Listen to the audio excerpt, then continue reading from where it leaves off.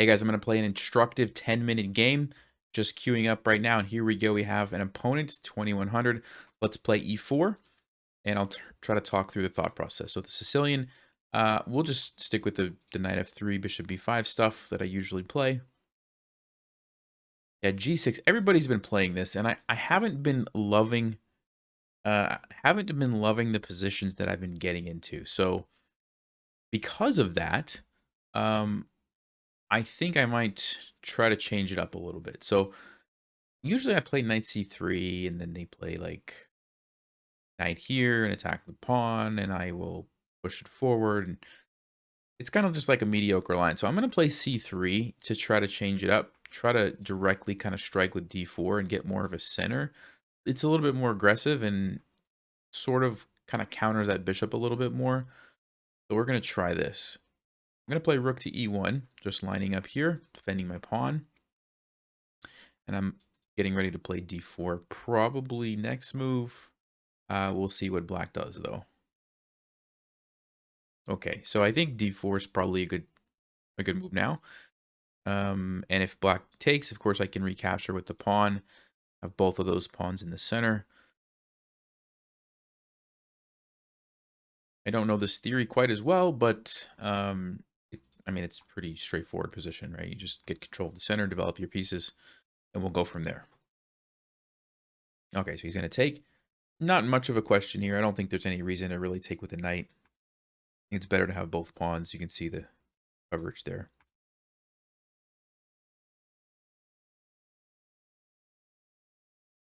So the issue with taking is that I give myself an isolated pawn, which I don't love. Same thing if I just defend, black can take and also give me an isolated pawn, which is a very nice target. I think pushing kind of shuts down the bishop, and I don't have the isolated pawn. Now it does give up some other things like bishop f5, then I can come in here, but I think that this is okay. And now it's a question of how do I want to finish my development. So knight c3 seems like a pretty logical, natural move.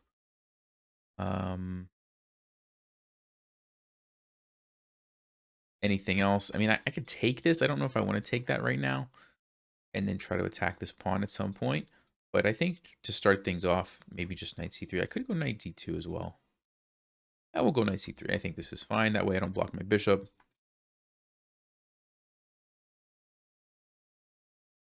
Oh, he's going to take. Okay. Interesting. So we could defend with like queen b3. We could trade. And then do something like bishop d2.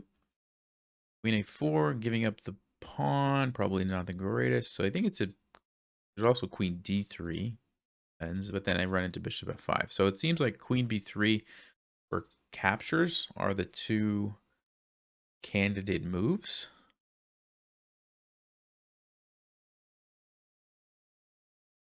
Guess you could make an argument for like queen e2, gambiting this pawn. The idea that you would play bishop d2 or bishop b2 afterwards. Queen would have to move somewhere. That's an interesting idea. I mean, I don't know. Black doesn't have to take it. So I'm thinking if I take here, what's the pawn structure looking like? Pretty symmetrical. Black has the bishop pair. It's kind of a closed off position. Not terrible. Queen e2 is kind of interesting. There's bishop g4 though, which is kind of annoying, I guess. Queen b3.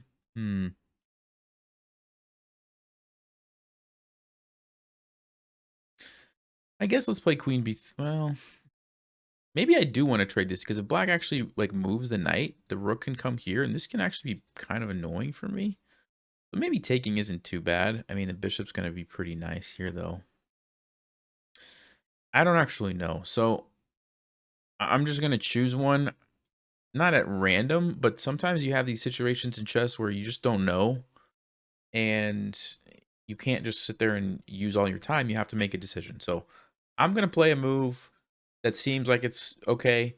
Maybe it was better to take. Maybe it was better to play Queen E2. Maybe it was better to play something else. But you can't always figure it out, and you got to just make a decision and move on with the game, right? So that's what we're doing here. Thinking about swinging the bishop over to this diagonal. Looks like it could be pretty good. Kind of works in coordination with the pawns to control all these squares really well. Kind of like the look of that. G4. Okay. The one thing I'm noticing here is there's this little idea. If I were to randomly move this knight somewhere, black could take this. I guess not if I go back to D2. If I go somewhere else, you could take this, and there's this. But D2 maybe is okay. And this bishop kind of looks a little silly over here.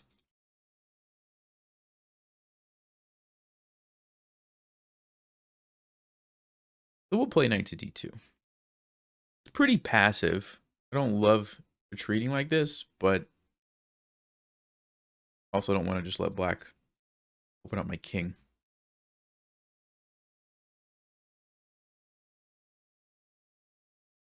Okay. Again, the same question. Do I want to make that trade or not? I think I will, only because let's just say I go back. Then I have this problem, right, that I talked about. This is a weak pawn. It's a backward pawn. Easy for black to attack it. I think I don't want to deal with that. So let's take.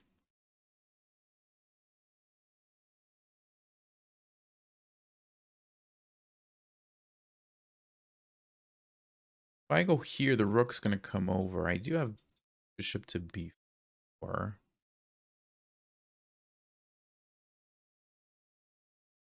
It's not a terrible idea.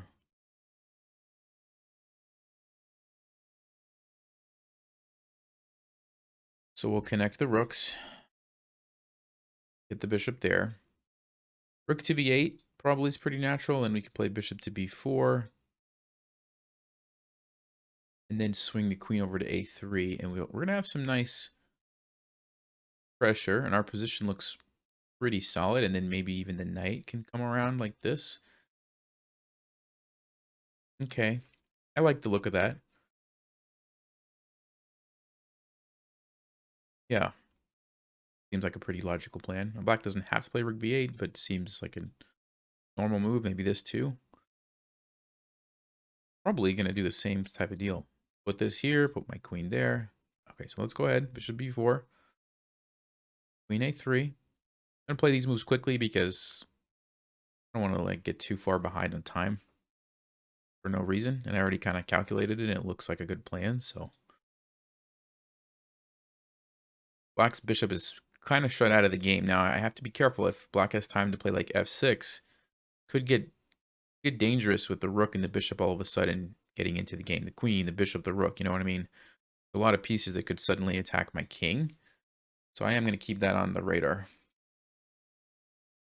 But I might just play like e6 if that ever happened. Just try to keep it locked up. Okay, so he's given up this pawn if I want it. No, it's a trap. My queen. No, it's not. My queen has plenty of places. All right, so there's rook here. But no, I think my queen could escape. So queen takes a6 is an option. Yeah, if like something like f6, like I said, I would probably just play this to kind of keep it closed off. Seems pretty good. I mean, it's a pawn. A pawn is a pawn.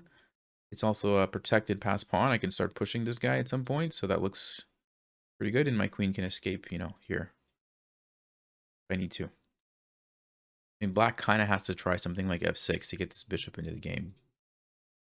Definitely not going to be taking it. Probably just, like I said, pushing here. And we might lose that pawn, but that's going to be a lot of work for black to figure out how to attack it, and probably going to get this pawn advanced pretty far if that happens. So yeah, feeling pretty good now.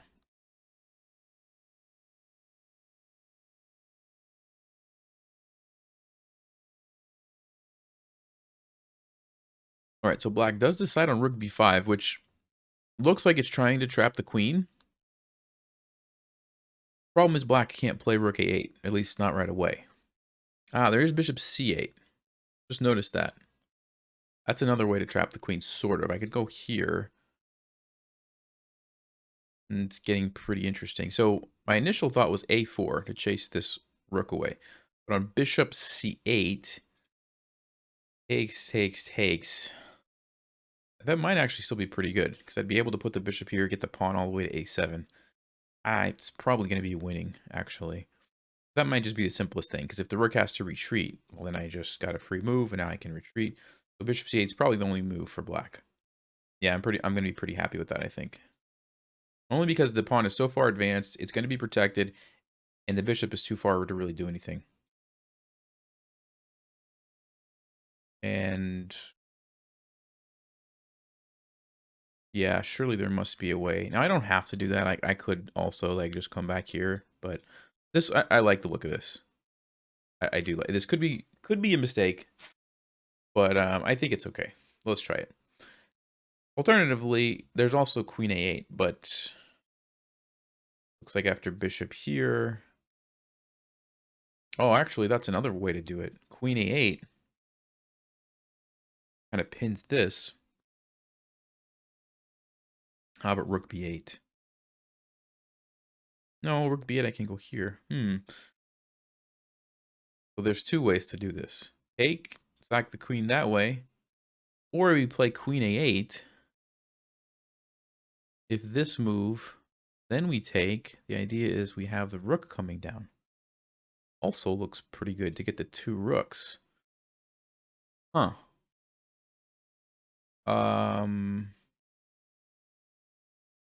Rook to b8, queen a5. This one just looks like it's got to be winning. So and very forcing. So I'm just gonna do this. And you're gonna see what I'm talking about. Once this pawn gets here with the bishop on c5, black's rook is totally stuck. Totally stuck. So essentially I have two rooks, bishop and a knight against a bishop and a queen. Okay. Which feels pretty good to me. But yeah, I think we go here. We're going to push this pawn. And black just doesn't have many pieces left to work with. I mean, yeah, the queen, but queen's not very effective in this. I'm going to have this pawn here. I'm going to get both rooks. And then it's just a matter of jumping my knight around. I think it's pretty straightforward, I think. Probably the knight would need to go to b6 to finish off the game. So yeah. Okay, so let's just take it one step. Oh, he's trying to trade the bishop. But I don't want to push it right away because here the pawn would become weak. So let's go ahead and double up, I think, the way to do this. So I'm going to put the rook here. Get ready to go here.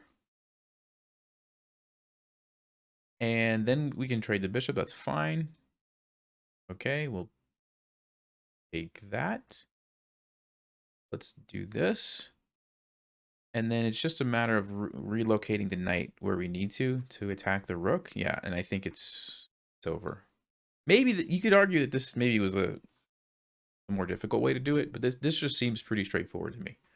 I'm going to push the pawn, and I'm going to get my knight in, and I don't see how black's going to stop that.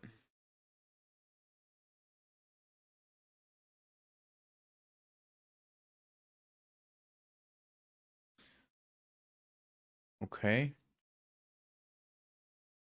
Let's go ahead. Let's actually just go ahead and start relocating the knight.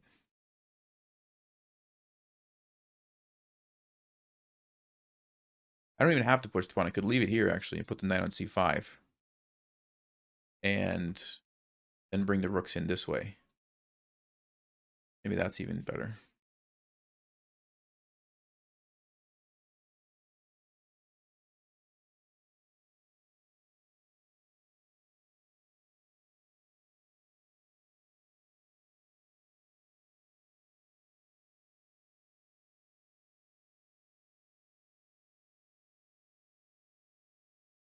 All right, so let's go ahead and take the rook out of the game, so black's rook can't move. And then how do we do this? I want to get my king safer, first of all. Like, deal with the back rank mate. Probably put a rook here to defend this. Put the knight in there. That looks pretty obvious. There's a lot of ways that I think we can do it.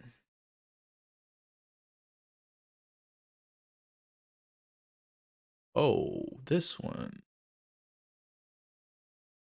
I didn't see that as an idea. Hmm. Interesting. Okay.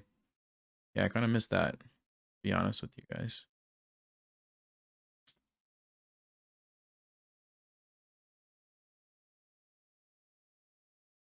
Let's play h3 so our king can go here. Let's play g3. Actually, maybe not. Hold on. Hmm.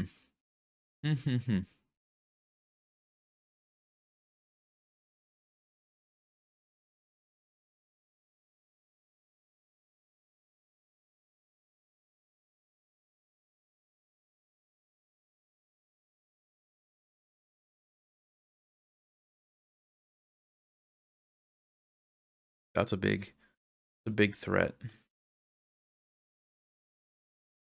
Is that a winning endgame? Probably.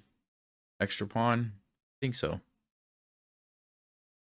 Might not be super easy, but I think this should be good enough.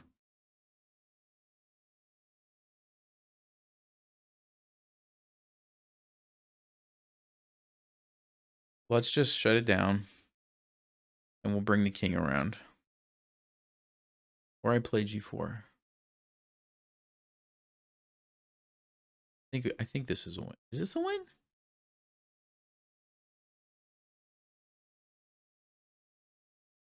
Because of g3?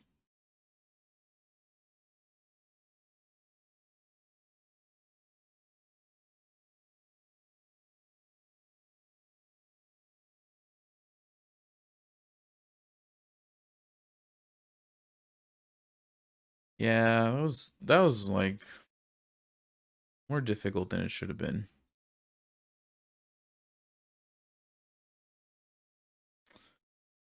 In hindsight, I didn't love that queen sacrifice. Let's take a look at that actually. Let's take a look. All right, so it was pretty well played. Pretty well played. Let's go to the game.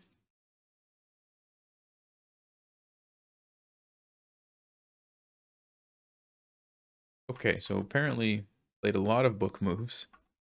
Queen b3. Yeah, a little passive. A3, okay. All right, so we snagged the pawn. A4 was the best move. Great. Oh, brilliant move. So the engine actually likes that. The engine does like that. Queen A8 was also on there. So yeah, both of these were playable. Okay, so I wasn't expecting that to get the brilliant. All right. C5. Yep. Rook to A3. So what did it want here? It wanted the rook on the B file. Doesn't make sense because you can have ideas of coming here, although... Yes. I was going to say you can do that because you can never come here because of this tactic, but actually doesn't work. You can stop the checkmate. So what I'm looking at here is like, let's just say black plays h6. You can actually go here. And if this happens, you can block, and black actually can't stop you because you block it off. You get a queen. So that's interesting that that exists. Anyway, where did my advantage disappear at? Was it that the idea of doubling the rooks behind the pawn was not the right idea? So sacking the queen was fine, but I needed to use the B file to infiltrate, and I did not do that. So that's really where the advantage kind of went away, and now we just have an equal position. Yep, totally equal. I'm just curious. What was black supposed to play here? Queen to b4? I was going to play here, I think. Oh. Oh. He gets my pawn. And it's an even endgame instead of me having the extra pawn. So that was what black missed. So black actually played very well. That was a well-played game by both sides. Um, anyway, hope you guys enjoyed that and learned a thing or two. As always, thanks for watching. Stay sharp, play smart, and take care.